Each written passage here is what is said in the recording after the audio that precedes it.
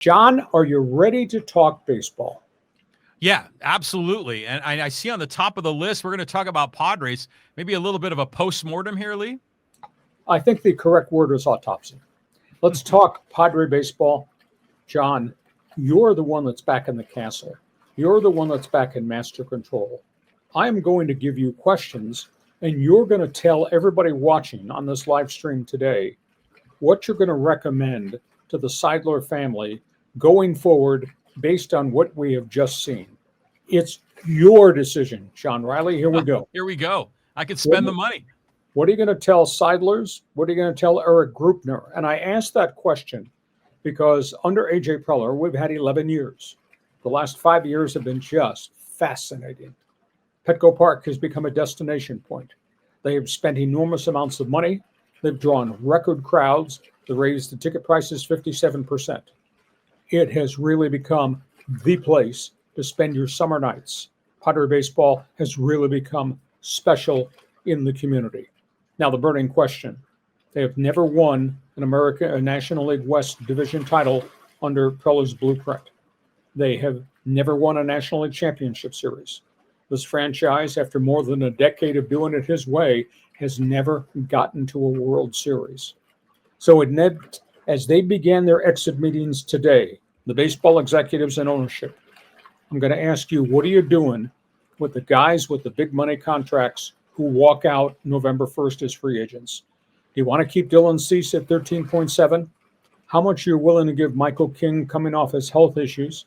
You're saying goodbye to Robert Suarez, $12.2 million. What kind of decision you're making with Luis Suarez at $14 million? And there's a whole bunch of other guys, but these are the cornerstone marquee anchors to what has been the pitching staff and to a degree, the everyday lineup. So John Riley, the podium is yours. What are you doing with the guys who are going to become free agents November 1? What do you recommend? Well, I think a lot of those guys, a lot of them are pitchers, right? I mean, you talked about King and Cease and Suarez.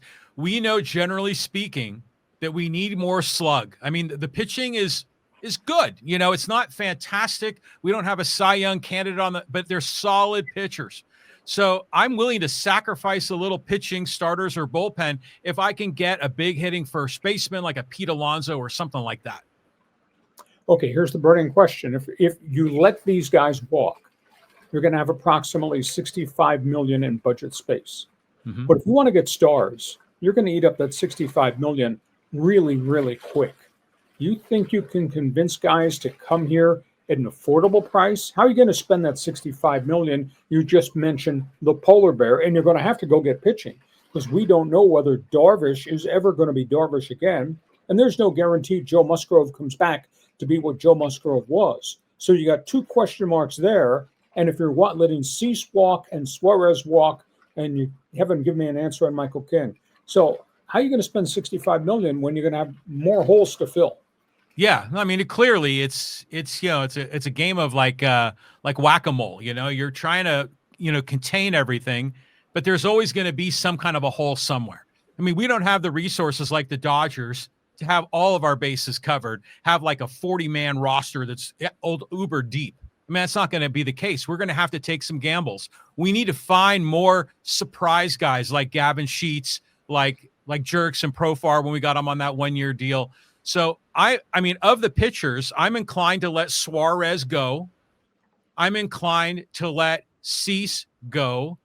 I'd like to keep Michael King if possible, depending on how the numbers work out. I think there's some interesting opportunities, to either have Miller replace Suarez as the closer or make Miller a starter, and then you have someone like Morejon as a closer, or Morejon could be a starter. I mean, so you've got a lot of flexibility. You just need to make some strategic decisions now so the team can be prepared going into spring training and guys can get ramped up appropriately. Are you telling me you're going to be walking down aisle 5 at Dollar General with $65 million in your pocket, and that's how you're going to try to replenish the roster in addition to maybe going to get the polar bear?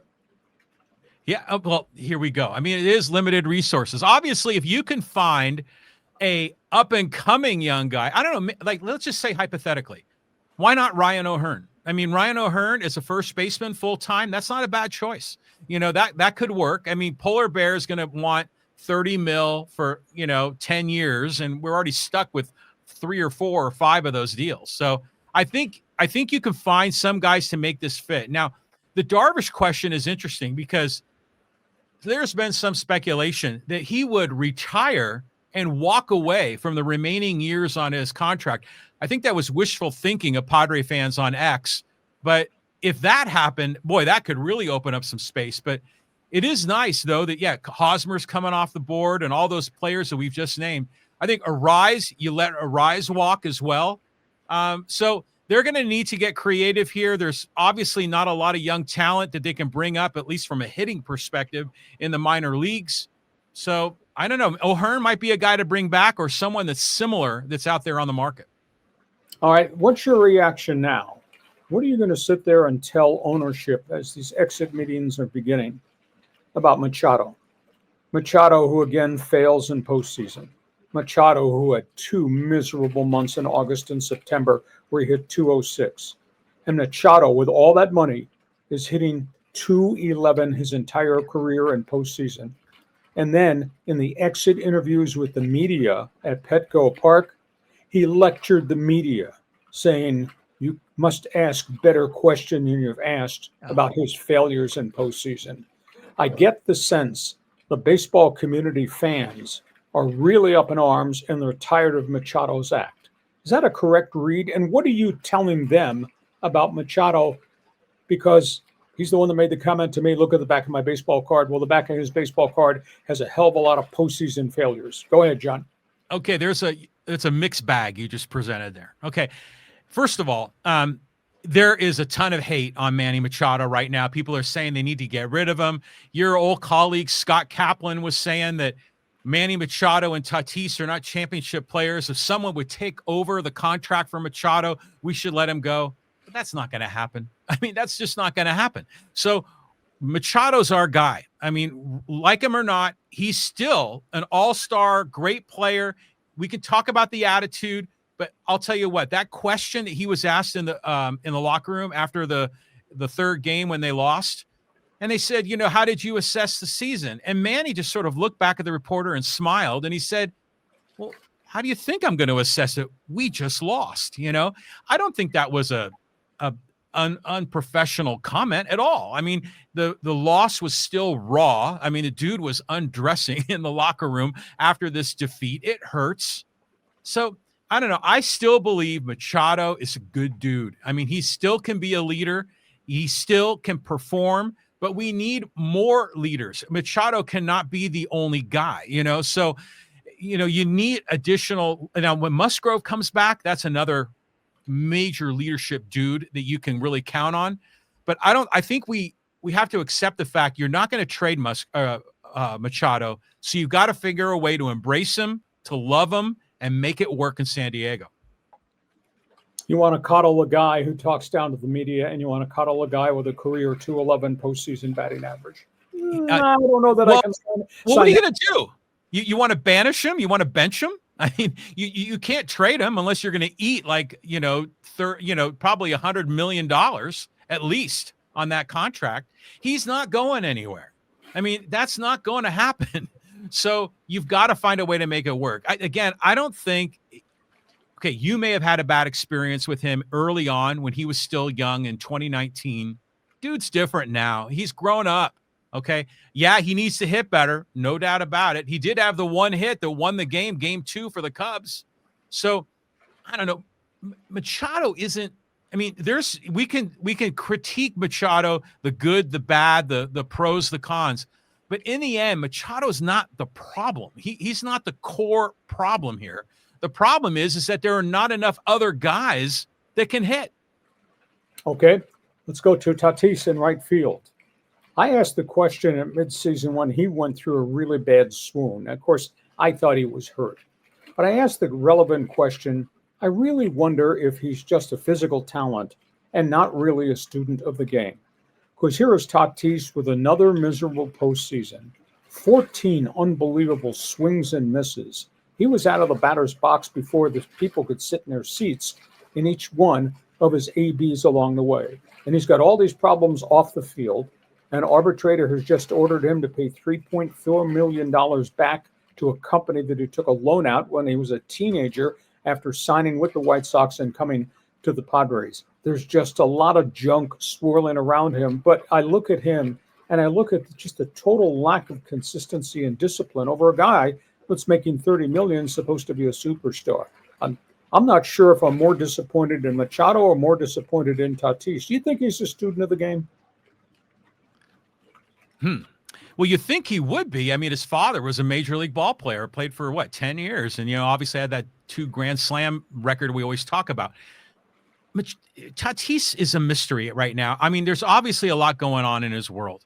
Now, you say he had another miserable playoff season. I don't roll the clock back. He's had some really good playoff moments for the Padres. This year, he sucked.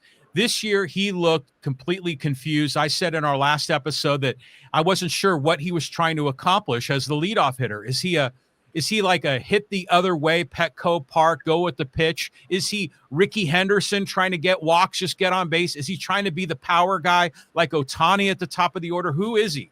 I think he's confused on who he is. So I think mentally it's an issue. And yeah, he signed that deal for, to get paid up front. That was a foolish deal. And I still can't understand if the dude need money. I mean, his dad made money. Why is he taking out a loan on his future earnings when he really, he has family resources if he's so desperate for certain things? So Tatis is a mystery to me. So that's where we are. We get to the finish line as the organizational meetings begin today. Bad taste in my mouth. They have scored 5 runs in the last 51 innings of postseason play. They're no closer to being a World Series team. In fact, as we sit here on Monday in October, John, I now get the sense they're farther away because of this roster situation and because of the continued postseason failures of their 2 stars. They're farther away from being a World Series team. And we would have thought 11 years into the Preller blueprint, we would have been there. Agree or disagree? Well, they are farther away. I mean, 22, they made the NLCS, 24, the NLDS, and last year, the wild card. So they're slipping backwards. There's no doubt about it. There's a lot of big problems on this team that they've got to address. But in the end, you're not going to be able to trade Manny. You might be able to trade Tatis, maybe. But again, they need to find a way to build around those guys, not jettison those guys. They got to find a way to make it work. And this kind of goes back to the criticism we've had of AJ Preller early on, is that he put himself in a box. He painted himself into a corner with these long-term deals, Xander, Darvish, the whole thing. So they have little wiggle room here, but if you can deal Machado or Tatis and get a boatload back and not have to, write a check for, nine figures, then that'd be great. But I just don't see that being realistic. Okay, that's all things Padres. The Fans Forum chat box is officially open for Friar fans. Are you still faithful?